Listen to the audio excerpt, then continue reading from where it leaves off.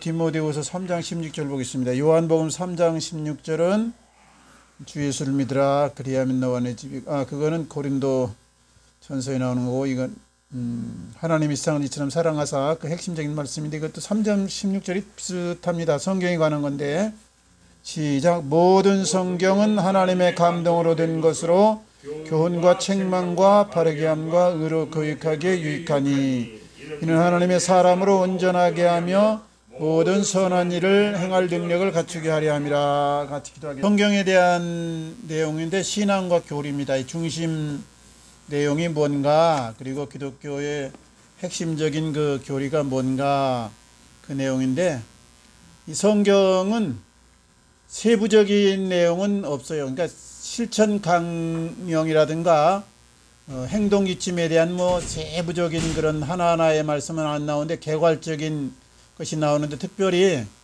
인간들이 아직도 풀지 못한 이 숙제에 대한 것이 이 성경에 다 나와 있습니다. 그러니까 인간의 시작이라든가, 이 우주의 시작이라든가, 그리고 우주가 얼만큼 넓다든가, 어떻게 이게 끝날 것인가, 또 인간이 육체의 이 삶을 끝내면 어디로 갈 것인가, 이건 사실은 과학적으로 딱 규명하기가 어려운 겁니다.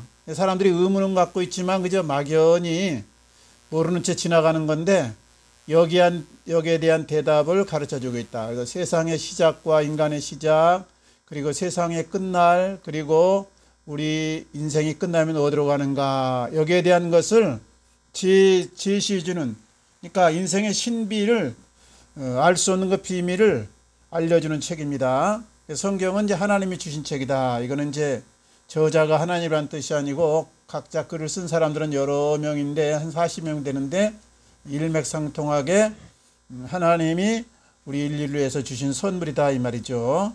그래서 성령의 감동으로 기록했고, 그리고 예수님도 성경을 인용했다. 구약을 인용한 거죠, 구약을.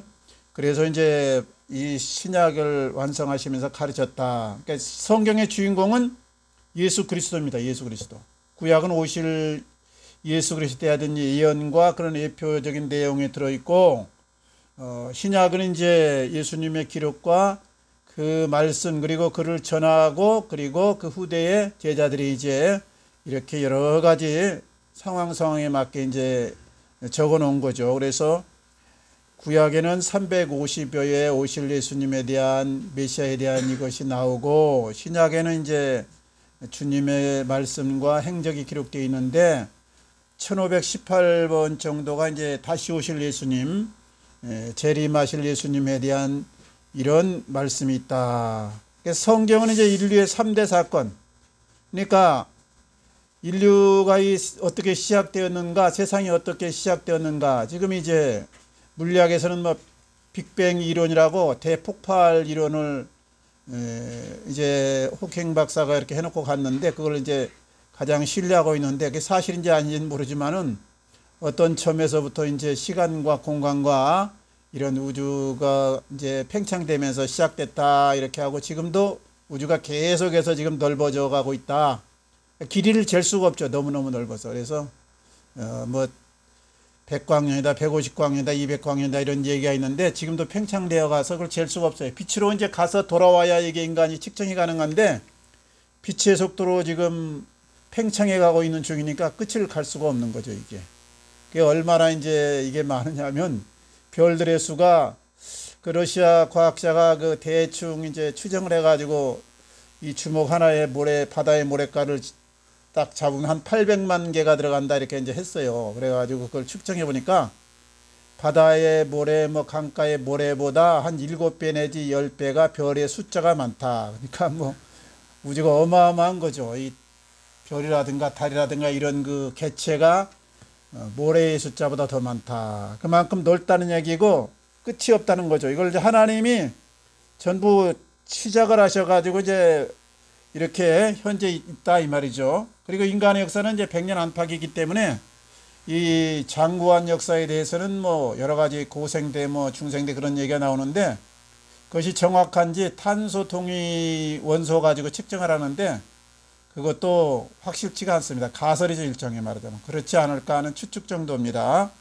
성경은 이제 여기에 대해서 하나님의 말씀으로 창대되었고, 이제 그 다음에 예수 그리스도가 이제 우리를 위해서, 우리 인생이 유한한 존재이기 때문에 영원한 삶을 위해서 이렇게 우리를 건지기 위해서 오셨고, 그리고 죽으셨다. 그리고 이제 예수 그리스도의 재림, 마지막 이 인류는 이제 예수 그리스도의 재림으로 말미암아서 세상에 이제 종결되고 영원 세계로 들어가게 되는데, 심판을 받고 영원 세계로 다 들어가는데, 거기에 대한 이제 이 기록을 했다.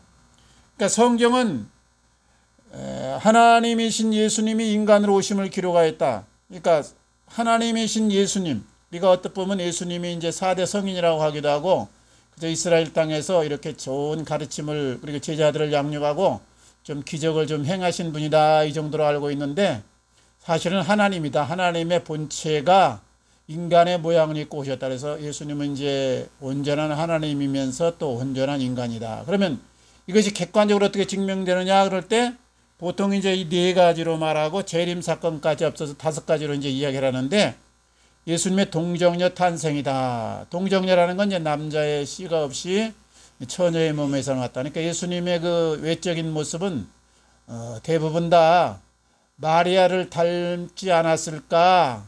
마리아의 DNA를 받았으니까, 육적인 건. 영적인 것은 이제 하나님으로부터 왔지만, 육적인 것은 마리아를 통해서 왔으니까 마리아를 닮지 않을까 이렇게 추측을 합니다. 그래서 동정녀 탄생이다. 지금은 이제 여자가 혼자서 아이를 낳을 수가 있어요. 왜냐하면 DNA를 축출해가지고 그걸 이제 그 난자에다 집어넣어서 처녀 탄생이라는 게 가능한데, 2000년 전에는 이제 생각도 못한 거죠. 어쨌든 동정녀로 탄생하셨다. 그 다음에 이제 십자가에 달려 죽으셨다.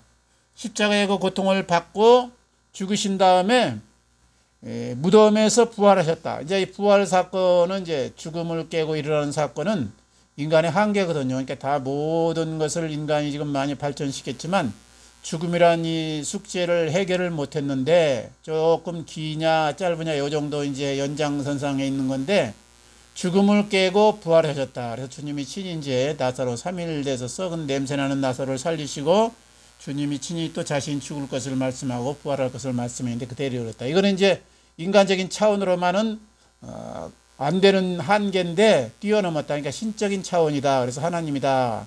그 다음에 이제 예수님이 사도행전 1장에 보면 이제 많은 사람들이 500명 정도 된다 이렇게 나왔는데, 보는 앞에서 이제 들림을 받습니다. 그리고 이제 천사가 다시 이제 주님이 재림한다는 것을 예고를 하는데요. 그 사건들이 전부 예수님이 인간이 이 차원에 머무른 것이 아니고 인간의 몸을 입긴 입었지만 하나님이라는 것을, 신이라는 것을 이제 증명하는 객관적인 사례이다 이 말이죠. 그래서 성경은 이제 예수님의 이런 모습을, 인간의 모양을 입고 오신 하나님에 대한 것을 임마누엘, 하나님 우리와 함께 하신다, 이걸로 표현하면서 하나님이 직접 우리를 구원하게 오셨다, 이걸 말씀합니다. 그다음에 성경은 뭐 우리 거기에 지혜서도 있고 시가서도 있고 뭐 역사서도 있고 여러 가지가 있는데요. 궁극적으로는 구원을 위한, 우리를 영생으로 이끌게 한 구원을 위한 책입니다. 그러니까 부자 되는 책이 아니고 건강을 위한 책이 아니고, 그거는 이제 의사나 우리 경제 전문가들한테 이제 배우는 게 더 낫고, 그래서 세부지침은 안 나왔어요. 개괄적으로 어떻게 해라, 정직하게 살라, 이제 열심히 살라, 그 정도만 나오고, 궁극적으로는 영생을 위한 책이다. 영생을 위한 책. 응? 그 다음에 성경은 일관되게 예수 그리스도를 믿음으로 영생할 수 있음을 알려주는 책이다. 우리 인간은 이제 이 죽음의 문제를 해결을 못하고 죽음 후에 영생하는 것에 대한 꿈은 있습니다. 그런데 이거를 실제 어떻게 되는지를 모르니까 거기에 대한 갈망으로 이제 일반 종교들이 생겨난 건데, 동물은 이 죽음에 대한 의식이 없어요. 죽음은 그냥 살다가 그냥 죽으면 그걸로 끝나고 무로 돌아가고, 육체는 이렇게 자연으로 들어가고, 그 다음에 영은 이제 땅으로 이제 들어간다, 그렇게 나왔잖아요. 근데 사람은 이제, 사람의 영혼은 하늘로 올라간다, 그렇게 나왔어요. 그러니까 하나님 나라로 이제 가야 되는데, 이것이 어떻게 해서 되는 것이냐, 이거에 대한 해답이 명확치가 않아요. 그래서 가설을 이제 측정한 것이, 우리 인생에 살다 보면 죄를 많이 짓는다. 그러니까 죄값을 대속해서 대신 고생을 좀 해야 된다. 그래서 고행이라는 것이 종교가 나왔고, 그 다음에 이제 덕을 쌓아야 된다. 좋은 일을 많이 해야 되지 않느냐. 사람들에게 여러 가지 우리가 못된 짓을 했으니까 거기에 대해서 좀 대가를 치루어서 덕을 쌓아서 사람들을 유익되게 해야 된다. 그래서 이제 덕이나 선행이라는 것이 이제 종교적인 그 목표가 많이 됐고, 그 다음에 또 여러 가지 이제 노력을 해야 된다. 지식을 쌓아야 된다. 뭐 깨달음을 득도를 해야 된다. 여러 가지가 있는데, 이거는 이제 인간적인 머리에서 나온 그 한계입니다. 한계. 하나님은 뭐냐? 하나님께서는 너희 의로는 안 된다. 인간은 이제 좀 착하냐, 덜 착하냐, 또 뭐 덕을 쌓았느냐, 아니면 선행을 했냐, 이것이 약간의 차이가 있는데, 이거는 환경과 여건과 그 사람의 달란트와 여러 가지 받은 것에 대해서, 누가 뭐 부자로 안 살고 싶은 사람 어디 있고, 누가 뭐 선하게 나름대로 보람되게 안 살고 싶은 사람이 어디 있어요. 다 이제 변질되고 타고난 여건이 워낙 안 좋으니까 그걸 펼쳐볼 기회도 없고, 그나마 우리나라는 지금 자유로운 시대, 그리고 여러 가지로 풍성한 열린 사회에 우리가 살고 있으니까 그나마 누리고 있는데, 저의 제3세계나 뭐 저쪽에 옛날에 뭐 고려 때 태어났다거나 아니면 김정일 밑에서 있는 사람은 기회조차 없는 것이죠. 이게. 그래서 그런 거는, 변질된 거는 좀 부유하게 태어났으면 덜 변질되고, 워낙 각박하면 이재명처럼 좀 그렇게 좀 많이 한물 가는 것이고, 좀 그런 차이는 있는데, 그게 전부 인간적인 차원이다. 그래서 하나님은 보기에 비슷비슷한 거예요. 거기서 거기에 그냥. 예? 거기 그 수준이 그 수준이냐. 조금 검정 묻었으나, 많이 검정 묻었으나, 인간적으로 보면 좀 의인 뭐 죄인 나눠 쌌는데, 깜빵 간 죄인이냐, 깜빵 안 간 죄인이냐, 이 차이다 이거죠. 그래서 하나님의 은혜로만 구원받을 수 있다. 하나님의 은혜로. 그래서 우리 뭐 노아라든가 아브라함이라든가 뭐 저기 또 들림받은 뭐 에녹이라든가 다 보면 하나님의 은혜를 입었더라 이렇게 많이 나와요. 구약에는 하나님의 은혜, 구약에는 하나님의 은혜를 입었더라. 근데 이제 신약에 나오면 예수를 믿음으로. 그래서 이제 구원은 엄밀한 의미에서 하나님의 은혜로 말미암아서 우리 측에서는 믿음이라는 것을 가지고 나가서 신뢰하라 이거지. 하나님이 이렇게 해놨으니까 너희가 이것을 받아들이라 이런 뜻이에요. 돈이나 뭐 덕이나 선행은 이건 사람마다 이게 좀 여러 가지 여건이 틀리니까 더 가질 수 있고 덜 할 수도 있는데, 믿음이란 건 누구나도 쉽잖아요. 그래서 하나님께서 그냥 믿기만 해라. 내가 다 완성했으니까 너희가 받아들이라 이런 차원에서 하는 겁니다. 그래서 하나님의 의의는 딴 것이 아니고 예수를 믿음으로. 이것이 하나님의 방법이에요. 내가 친히 와가지고 내 아들이면서 내 본체인 예수가 와서 이렇게 너희 죄값을 다 치러놨으니까 너희가 그냥, 내가 너희를 건지기 위해서는 방편으로 이렇게 해놨으니까 너희가 받아들이게만 해라. 그러면 이제 의인으로 칭해준다 이거지. 이건 실제로 인격이 이렇게 의인이 됐다는 뜻이 아니고 의인으로 봐준다, 덮어준다. 그냥 없던 걸로 해준다, 죄가를. 그런 하나님의 약속입니다. 약속의 의인에서. 그래서 이게 하나님과 우리 사이의 언약은 하나님의 일방적인 만드심과 하나님이 일방적으로 계약한 것을 우리가 도장을 찍느냐 안 찍느냐 차이지, 우리 인간처럼 뭐 서로 거래해가지고 의견을 주고받아가지고 이렇게 완성한 게 아닙니다. 그러니까 하나님의 언약의 말씀은 하나님의 일방선언인데, 그것은 우리를 구원하는 방편은 오직 내가 만든 예수 그리스도 내 아들을 통해서 너희가 믿음으로 받아들일 때면 해주겠다. 그러면 너희가 양자로 나의 자녀가 되어서 다음 육신의 삶이 맞춰지는 날, 내 나라에 너희를 그대로 내가 영접해 주겠다 이 뜻이거든요. 그래서 성경은 일관되게 구원에 관한 것은 예수 그리스도를 통해서, 어떤 분들은 뭐 제가 기독교 방송도 많이 들어보는데 기독교 목사님들 진보 측이 있고 보수 측이 있어요. 그래서 한쪽에서는 뭐 윤석열이 잡아들이라고 그러고 한쪽에서는 잡지 못하게 또 반대하고 이러는데, 이게 이제 공의 편에 서야 되는데 뭐 자기들 이제 그 배운 대로 체험한 대로 이제 그렇게 주장을 많이 합니다. 어떤 것이 옳은지.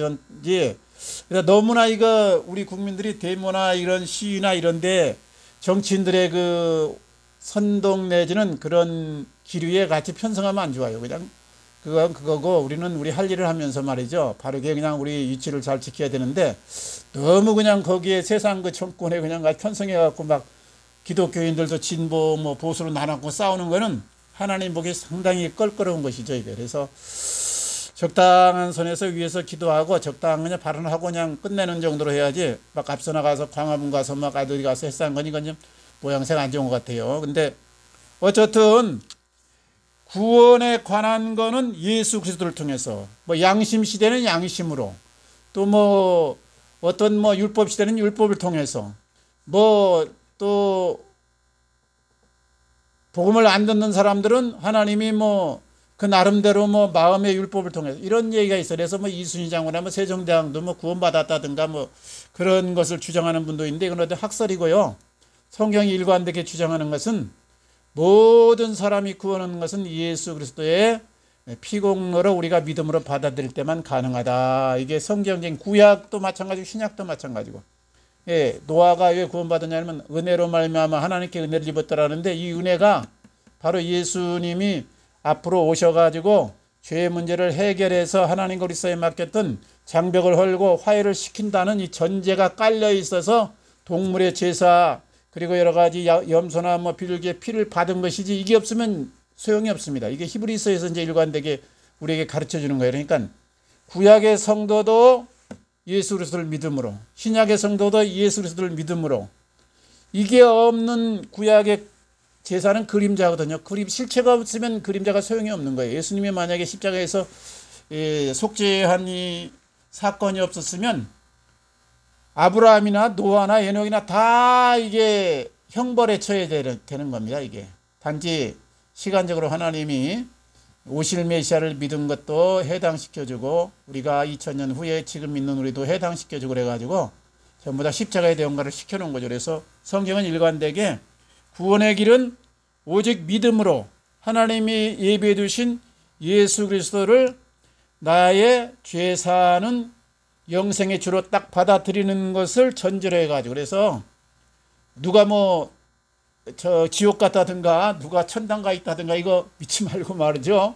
성경에서 지금 뭐 환상이라든가 이거 저기 입신이라든가 이건 제가 보기에는 한 절반은 가짜 같아, 가짜. 이게 서로 상반된 주장을 너무 많이 하니까 믿을 수가 없어. 그래서 그런가 보다, 하나님이 그냥 그 사람의 입장에서 알아야 될 부분만 좀 가르쳐 준 거다 이래야지, 이걸 절대적으로 받아들이면 안 됩니다. 이게 어떤 분은 조용기 목사님이 뭐 지옥 갔다 있는 분도 있고, 오카노 목사님 지옥 갔다 있는 분도 있는데, 성경으로 보면 그게 아니고 믿음으로 구원 가니까 혹시 실수를 좀 하셨더라도 천당은 갔을 수 있는 거고, 그러니까 그런 그냥 그런가 보다 그 정도로만 해두는 게 좋습니다. 그리고 이제 예수 그리스도를 믿음으로 말미암아, 그러면 이제 주님께서 우리에게 명령하신 것은 이제 크게 보면 신약의 사상은 이제 이게 은혜 언약입니다. 은혜 언약. 그러니까 구약은 행위 언약이니까 할례를 행해야 된다.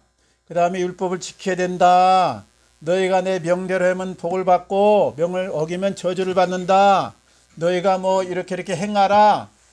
이게 이제 율법 조문에 이제 다 나와 있는데요. 이건 구약에 해당되는 거. 신약은 뭐냐? 신약은 세 계명을 주노니 너희가 서로 사랑하라. 그리고 주 예수를 믿으라. 그리고 이제 세 번째가 땅 끝까지 이르러 복음을 전파하라. 이게 3대 명령이에요. 명령이. 사랑하라. 그 다음에 뭐예요? 예수를 믿어라. 그 다음에 이 복음을 전파하라. 이게 주님의 지상 명령이면서 하나님의 소원이라니까, 하나님 소원. 그래서요, 하나님한테 이렇게 우리가 까딱 신앙을 구약적인 수준으로 떨어지면 안 됩니다. 구약은요, 약간 거래같이 돼 있어요. 거래같이. 내가 내 명령을 쫓아 갈대아 우르를 떠나고 하란 땅을 떠나서 지시할 땅으로 가라. 그러면 내가 너로 복의 근원을 삼고 너로 창대케 하고 내 이름이 높아지리라. 이게 약간 거래성이잖아요. 거래성. 현실삼. 그러니까 장래의 죽음 후의 문제를 놓고 그런 거 있지 않으니까 현재 삶에 대한 거. 그래서 유대교는 미래가 없어요. 유대교의 지금 바리새인들은 지옥과 천당이 없습니다. 이건 안 믿어요. 그 사람들은 현세복을 추구하고 있어요. 이게 그게 구약의 구약. 신약은요, 이 거래가 완전히 끝났어요. 이게 거래 계약이 아니라니까요. 이게 행위 언약이 아니라니까. 그래서 너 뭐 구약에는 그냥 11조 드려라 그래야 복이 되고 창고가 쌓인다. 신약엔 그런 얘기가 없잖아요. 이게 거래가 없어요. 이 거래가. 무조건적인 하나님의 은혜이니까 너희가 사랑으로 행하라. 그러니까 하나님의 자녀가 무조건적인 속죄함을 받아서 저 1만 달란트 탕감을 받았으면, 영원한 생명을 얻었으면 거기 합당하게 살아라 이거야. 살아라. 살아라는 세 가지가 하나님이 우리에게 원하시는 것이 믿음으로 행하라. 믿음으로. 예수 믿어서 너희가 이 믿음을 붙들고 하나님의 의를 받아들이라 이거 하나 하고, 그리고 사랑으로 행하라 이거예요. 사랑으로 행하라. 사랑으로. 뭘 하든지 사랑으로. 원수까지도 사랑하라. 예? 다 이게 사랑으로 행하라. 거래하라가 이거 없어요. 거래. 우리가 딱 저기 11점은 독반 이렇게 하면 안 된대. 이게 구약 개념이에요. 구약 개념. 이거는요 그냥 드리는 거야. 그냥 드리는 거. 11조에서 보고 안 하도 그냥 드리는 거예요. 그냥 하나님의 나라를 위해서 내가 10분의 1뿐 아니라 전 재산도 드리는 거예요. 생명까지 드리는 거예요. 이게. 예? 은혜는 이미 다 받았어. 억만금 1만 달란트는 다 우리가 받았어 이미. 그런데 내가 뭐 저 1달란트 뭐 100달란트 못 드리겠어요. 그러니까 1만 달란트 받았으니까 그냥 하나님이 원하시면 다 드리는 거예요. 다 드려.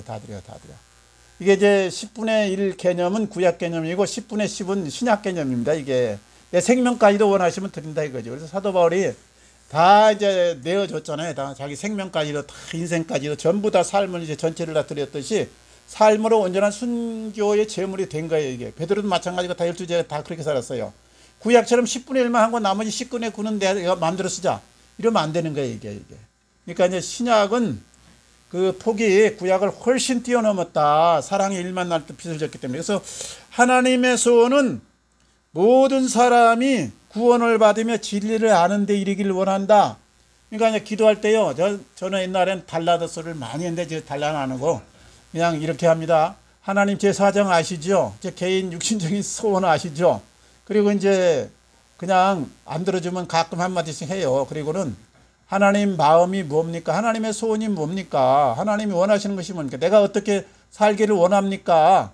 지금 이런 상황에서 내가 어떻게 해야 됩니까? 하고 내가 이제 하나님의 소원을 묻는 대로 이제 나가야 돼. 그래야 이제 우리가 성숙한 신앙이라고 할까 그런 거예요. 이제 이게. 그러니까 구약은 약간 얕은 단계입니다. 영적으로 보면. 신약은 깊은 단계로 들어간 거예요. 아버지가 원하는 걸 우리가 행해 주는 거예요. 아버지한테 타내려고 자꾸 하는 게 아니고. 그리고 이제 하도 약하니까 그 어린아이 다룰 때 네가 공부하면 내가 사탕 주겠다, 용돈 얼마 주겠다 이렇게 하듯이 하나님이 거기다 붙여놓은 거예요. 11조 드리면 내가 물질 책임져 주겠다. 너 뭐 계명 지키면 내가 복 주겠다. 너를 높여주겠다. 창대케 하겠다 붙여놨는데 신약은 그게 없다니까. 그건 이제는 하나님께 다 받았어요. 네가 하나님 소원을 이루어드리라 이거예요. 그러니까 하나님 소원이 무엇입니까? 기도할 때 하나님 내가 이때 어떻게 행하기로 합니까? 저 사람이 이렇게 하는데 어떻게 하면 좋습니까? 이걸로 이제 가야 돼. 그래서 우리가 하나님의 지상 명령은, 예수님의 지상 명령은 사랑하라, 그리고 나를 믿으라, 그리고 복음을 전파하라. 그 사람 만나면 어떻게 하면 이 사람을 내가 친절하게 하고 어떻게 하면 사랑을 펼쳐가지고 감동과 말을 들여서 예수 믿게 할까? 그게 하나님 나라 확장이잖아요. 이거 이 생각만 해야 돼. 이 생각만. 딴 생각하면 안 돼. 딴 생각. 우리 그리스도인의 가치관이 이렇게 바뀔 때 우리가 모든 사람과 화목하고 그 다음에 하나님이 기뻐합니다. 그리고 내가 이걸로 보람을 느끼고 이걸로 내 삶의 의미를 가지면 참 좋아요. 뭐 돈 많고 작고 또 세상에서 약간 좀 높아가고 그러면 잠시 잠깐 육신적인 건데 아버지가 적당히 알아서 그런 건 이제 허락했어요. 조금 이제 육신적으로 건강하게 살아라, 조금 여유롭게 살아라, 조금 즐겁게 살아라. 이제 이거는 아버지가 부수적으로 보너스로 주는 거고 내 입장에서는 딱 세 가지만 영적으로 신경 써야 돼요. 예수 잘 믿자. 두 번째 내가 사랑으로 늘 행하자. 세 번째 복음을 전파하자. 그러면 하나님이 우리를 다 책임지는데 하나님은 우리의 출발임이 원형입니다. 그리고 우리는 하나님을 알 때 성경을 통해서만 알 수 있는 거예요. 하나님은 외형이 없어요. 이렇게 형상이 없어요. 그러니까 하나님은 영이시니, 그러니까 하나님의 인격과 하나님이 우리를 향한 소원을 우리가 성경을 통해서 알 수 있고, 그리고 하나님의 뜻을 따라 행하면 이것이 최후의 승리자예요. 예수 믿고 천국 가고 부자로 사는 것이 승리가 아니고 하나님의 뜻을 따라 행했으면 승리고 하나님의 뜻을 어겼으면 외쳐는 복 받았지만 이게 승리가 아니고 그럽니다. 그리고 이제 부분적인 승리밖에 안 되는 거죠. 그래서 우리가 이 성경을 통해서 하나님을 알고 그 다음에 하나님의 뜻을 알고 하나님과 늘 동행하면서 승리하기 바랍니다. 한 주간도 좋은 일 있기를 주님 이름으로 축원합니다. 같이 기도하겠습니다. 아버지